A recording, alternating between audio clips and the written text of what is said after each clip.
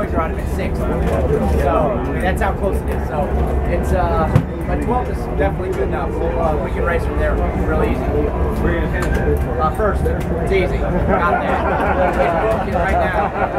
So you just beat me in victory lane after the race. We'll celebrate. We'll have fun. Yeah, we'll celebrate. You know, it'll be a good time. So I'll be on the hood. Yeah, this is a racetrack that's really tough. It's really slick. It's slicker than it's ever been this year. Each year, you know, sitting during the winter, the track loses a little bit of grip, but this year it really seems like it's been way looser than it's ever been. It's way slicker. So I think it's, like I said, it's going to be one of these races that you're going to see a lot of cars sliding around. The beginning of the race is going to be really interesting because the track will have the least amount of grip. Sitting here all day, the sun kind of being on it, it'll be tough. You'll see a lot of cars that'll be struggling at the beginning of the race. So these races, you just got to keep yourself around for all 500 miles to give yourself a chance at it. What do you guys do to fix your car if it's loose? What are you guys trying to do with the pits? Well, you know, that's the thing. There's not a ton of adjustability you can have in the race car. What we'll have is you'll have wedge, which is dynamic cross weight between the front to the rear.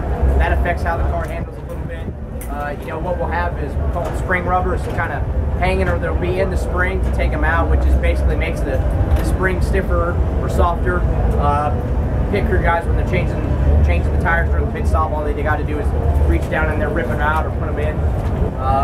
You know, and there's tire pressure that you can mess with, and there's racing the track bar, which is the bar in the back of the car that allows the car to be a little bit looser or just make it a little bit tighter. But you know, it's one of these things that the competition level is so close. If you're way off to begin with, it's tough to really get your car back to where you have really a chance to win the race. So to start off close is what you want, and then from there on, the track is constantly changing as the weather changes, as it goes into the night.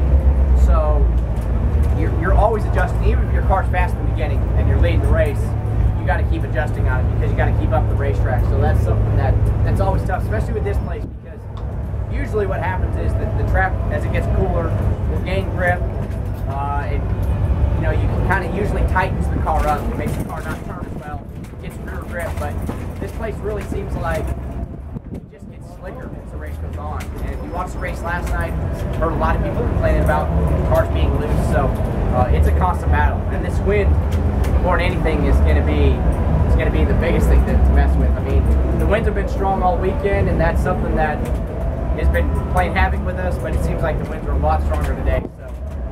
So the restarts, I think, you're really going to find if the wind's gusting a lot, that's when there's going to be a best chance of a wreck, because when you get in the corner and it blows your car, you're trying to use up all the racetrack you can to save it. The problem is there's other cars out there, and that's when it gets fun. You guys are running nationwide race. Have a better advantage as far as track conditions? You know, I mean, they'll have a little bit of advantage, but not really. The cars are enough different between a nationwide car to a cup car that the setups aren't as close. You know, back in the day when the cars were similar, it was a big advantage, but now, I mean, they'll kind of know which direction the track went, but ultimately, you know, a lot of the cup guys, I mean, the teams are on, or the cup teams that they're on, the nationwide teams are on. So, you know, like Brad running the race last night, you know, he tells the information about what happened. He'll tell his crew chief Paul Wolf and his team. Paul will tell my crew chief Todd Gordon. So we kind of know what'll happen. You know, they just got a little bit better feel of what's going to happen. I have to ask you, 2 weeks ago, second to last lap, when Clint took out Ford and Jimmy, were you screaming in your car at that point or not? No, it was funny because it all happened so quick. It was, you know, we came out of the wreck in second, but it was funny because there was so much talk on the radio about where I was going to start, because it's not like, hey, I was just second, we're good. You know, it's about, they got all these timing loops, so it's really about when they threw the yellow. So, I mean, it was funny because at first my spotter was like, okay, they got you sixth, you're going to restart sixth, and I'm like, that's not that good because that's on the outside. It was like, okay, you're going to be fifth now, and I was like, all right, that's better, that'll be good for the inside. Then it was like, okay, you're going to be fourth behind Jeff Gordon, which at that point his car was wrecked. I was like, that's not good at all, that's going to kill us. I'm like, I'm gonna have to wreck him again on the start. And then it was like, okay, you're gonna be third behind Ryan and Brad. I was like, oh, that's not bad. That'll be really good. They're like, okay, now you're gonna be second. We're coming to green. I was like, well, I haven't planned this out at all. I wasn't expecting this. So it was like coming to the green, just kind of figuring out, all right, what are we gonna do? And the biggest problem was we hadn't been very good on new tires all day. We'd struggled with the car being tight. So I knew starting on the outside of Ryan, it was going to be tough to beat him. And I was able to hold the outside of him for a lap. And then when I went into one on the white flag, I figured it wasn't going to happen. So I tried to turn back under him. And by that point, he got such a good drive off the corner.